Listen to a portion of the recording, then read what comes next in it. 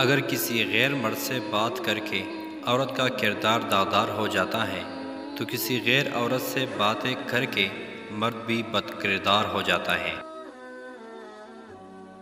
خطرناک ہے وہ انسان جو پہلے سنتا ہے، سمجھتا ہے، پھر بولتا ہے۔ لوگ کہتے ہیں کردار پر بات آ جائے تو صفائی دینا ضروری ہو جاتی ہے، اور میں کہتا ہوں اگر بات کردار پر آ جائے تو بات ہی ختم ہو۔ ہمارا معاشرہ ایک طاقتور کی قدر اور ایک کمزور کو ذلیل کرتا ہے، جو ایک بیمار معاشرے کی نشانی ہے۔ جانور جب بھوکا ہو یا خطرے میں ہو تو انتہائی خطرناک ہوتا ہے۔ دو جگہ پر شوہر کو کبھی اکیلا مت چھوڑنا۔ جب شوہر پر غربت آئے تو اس کا ساتھ کبھی مت چھوڑنا، کیونکہ بیوی شوہر کی سب سے اچھی دوست ہوتی ہے اور دوست مصیبت میں کبھی اکیلا نہیں چھوڑتا۔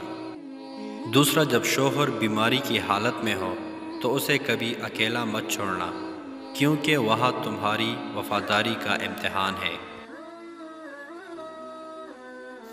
جانور جب بھوکا ہو یا خطرے میں ہو تو بہت خطرناک ہوتا ہے، جبکہ انسان کا جب پیٹ بھر جائے اور طاقتور ہو تو انتہائی خطرناک ہوتا ہے۔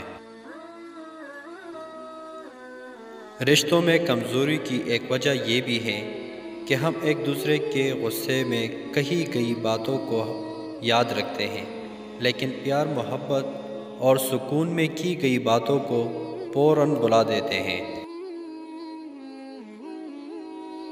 مرد کبھی عورت کا دوست ہو ہی نہیں سکتا، وہ دوستی کا اصل چہرہ دھوکہ یا پھر محبت ہے۔ مرد سے دوستی ہی تو عورت کی خوش فہمی ہوتی ہے۔